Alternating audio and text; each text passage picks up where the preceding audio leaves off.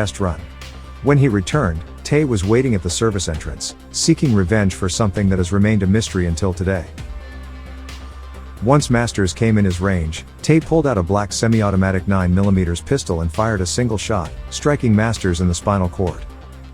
As a second bullet automatically chambered, Tay tried a manual reload. He then moved toward Masters and Or listen, broad daylight at a showroom? Like, what pissed them off? Like, we over here looking at some motorcycles and you crashing out. What be the problem, though? Because it's just like, can't we all just get along? Damn, yo. Yo, lads, that shit give me anxiety. I don't even know why I be watching shit like this, knowing it's just going to make me more paranoid and lose little hope in humans. But it's just like, one, like I said, I watched this so we could be alert, because you got to know. Now I know it ain't safe in showrooms. That's crazy. pulled the trigger twice, aiming for his head, but the jammed weapon failed to fire. A third attempt found the gun empty. Masters collapsed onto the asphalt driveway. Shout out to my old lads. Y'all can see it? Alright, shout out to my lads. I got my pillow here, cause you know, a nigga like me getting old, so I be having to lean back ain't now and again, and then my head needs something to rest on, so I'm gonna have somewhere else to I'm gonna have to put my flag somewhere else. But anyway, shout out to Grid Sparta. Yo, Grid Sparta been putting me on, you know, to what's going on in Australia and the street life. You probably wondering, TT, why you want to know what's going on in Australia street life? Because when I visit, I want to need to know where I can't be and where I can't go, and who to watch out for. So shout out to Grid Sparta for keeping our ears open, right? And so we know what's going on in these streets. Let's get it.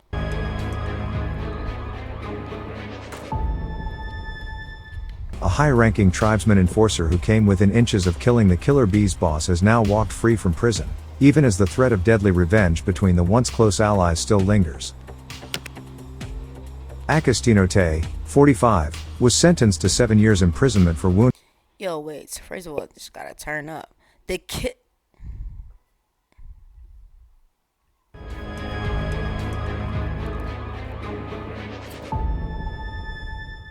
A high-ranking tribesman enforcer who came within inches of killing the Killer Bees boss has now walked free. What? He came inches from almost bodying one of the, the Killer Bees boss?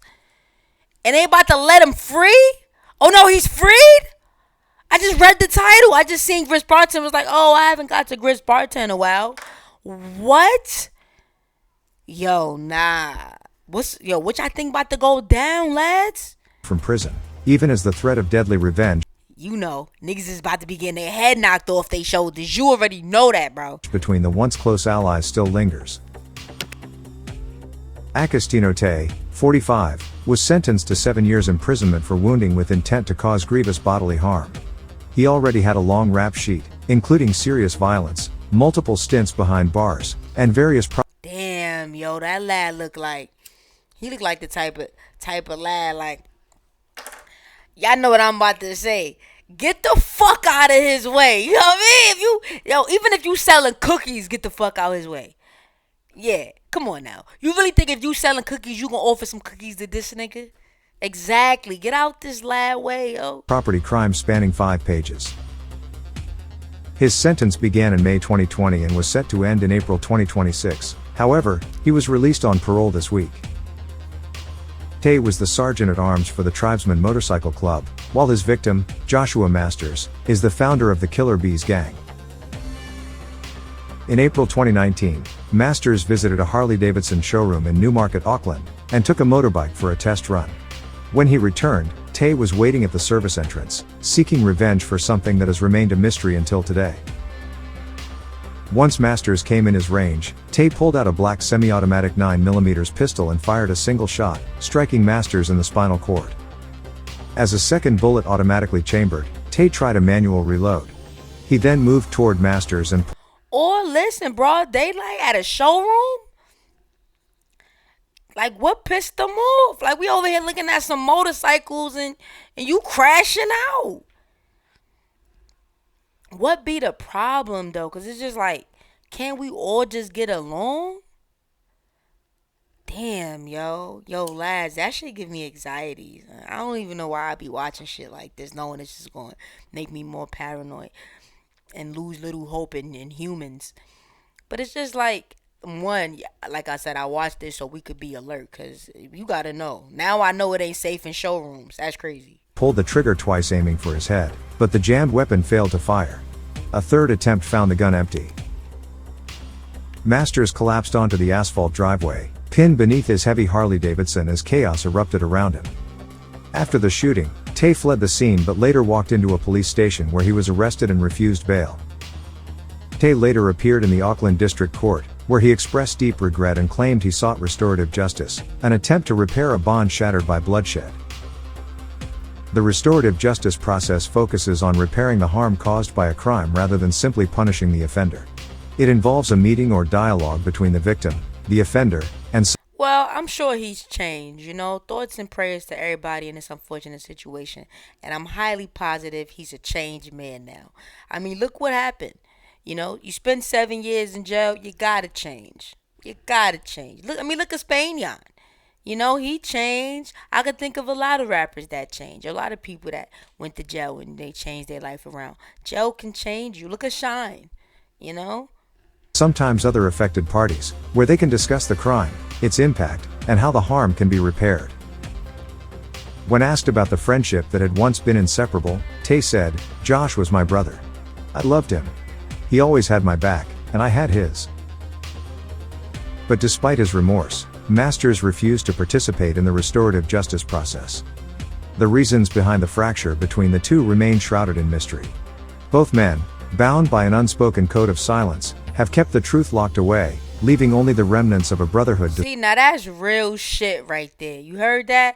They both bound by silence. Something these young niggas ain't got no idea. What? Silence? What?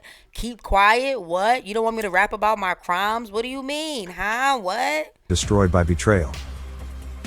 Initially charged with attempted murder for the shooting, Tay pleaded guilty to a lesser charge of wounding with intent to cause grievous bodily harm and was sentenced to 7 years in prison. The attack sent shockwaves through the New Zealand underworld, not just because the target was the infamous Josh Masters, but because Tay and Masters had once been brothers in arms. Together, they had built the Killer Bees from the ground up, part of a brutal new wave of street gangs that spread like wildfire across Auckland in the early 2000s. The Killer Bees were more than just a gang, they were the proving grounds for the Tribesmen, a hardened motorcycle club with deep roots in the streets of South Auckland. According to Killer Bees members, Masters was a charismatic leader with ruthless business instincts, who knew his game, and always stayed several steps ahead of his rivals, even climbing to a senior rank within the Tribesmen. His ability to navigate the underworld with precision and ambition earned him respect, but also made him a dangerous figure in the criminal hierarchy. But in 2008, his empire crumbled. Masters was taken down on meth and money laundering charges, earning himself a 10-year 5-month sentence. Yo, and it's crazy because I was just about to say, he looked like he had his life turned around from when he started it. You know what I mean? Like I could tell like the vision that he had for the Killer Bees was always positive, and maybe street life just got involved and he had to make some decisions that he didn't want to make. I could tell, cause he just give me like, you know what I mean? He don't give me crash out vibes. Inside the brutal world of prison, however, the seeds of chaos flourished. By the time Masters walked free in May 2018, the Killer Bees, once a loose band of street kids, had exploded into a 300-strong army that called itself the Swarm. They were feared, known for savage attacks on inmates and guards alike, and had climbed to become New Zealand's 4th largest gang. Shout out New Zealand! But then tragedy struck again. Less than a year after his release, Masters was gunned down by Tribesmen member Augustino Tay. Many thought no way he wouldn't survive, but he pulled through, though the attack left him paralyzed and dependent on full-time care.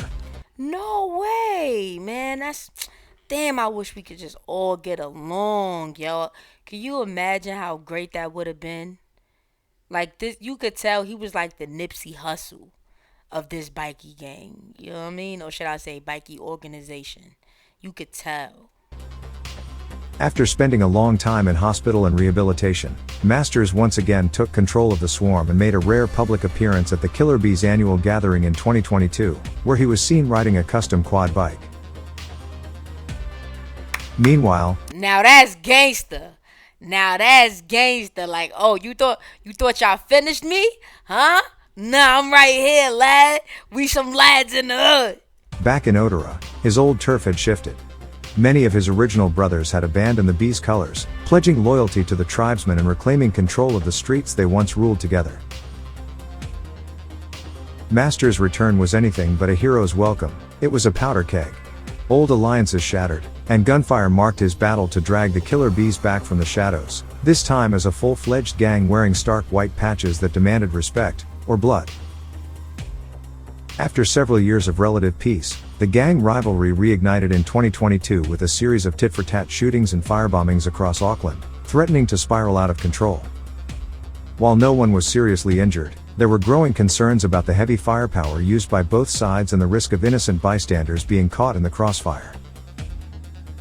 Authorities feared the violence was escalating rapidly and these attacks could be over anything: a dispute over drug territory, an attempt Yo, to my bad, y'all. Little lads probably like, yo, TT, this the longest you ain't ever really like been pausing. Cause I'm taking this shit in. Like, this shit is like, wow. spread fear, or simply hatred boiling over. Some reports also suggested that the shootings might be calculated warnings between these two gangs.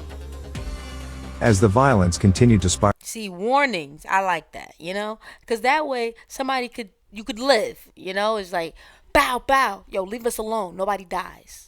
Whatever happened to warnings?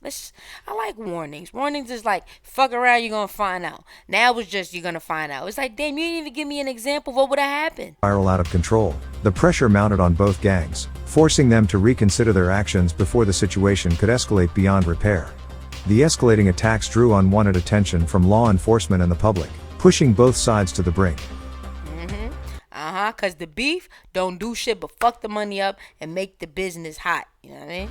Eventually, with the help of police and senior member, the gangs negotiated a ceasefire, and the truce is held since then. What? Now that's gangster. While all this was happening in Auckland, behind bars, Tay had been fighting for his freedom, applying for parole since August 2021.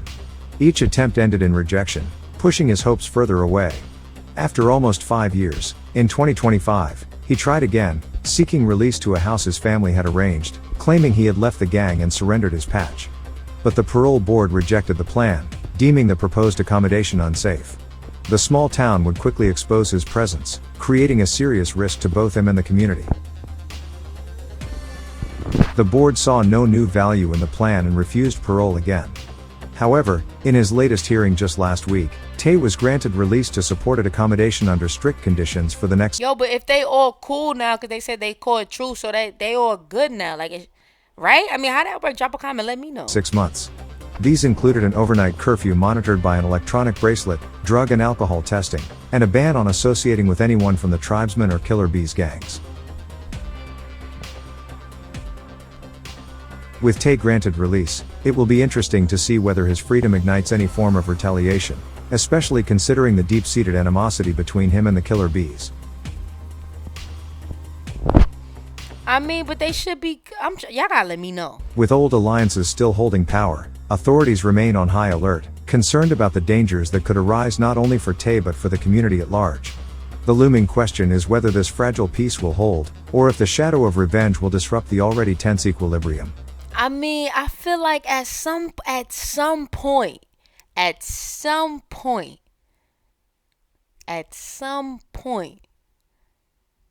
somebody gonna want that get back. I ain't gonna hold you. I don't want it to be that way, but somebody gonna want that get back.